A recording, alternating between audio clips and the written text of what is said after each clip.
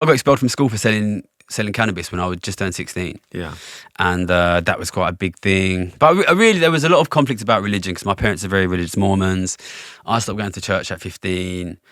They weren't very happy, especially my mum wasn't very happy. It was...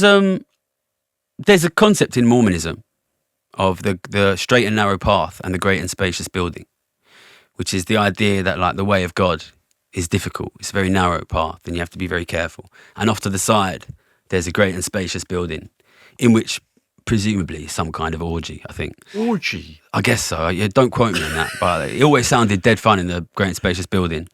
And I think it's when because I wanted to make money. I was very directed on that.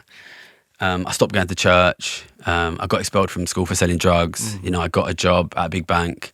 And I think they perhaps for some time thought that I was off in the great and spacious building rather than on the straight and narrow path.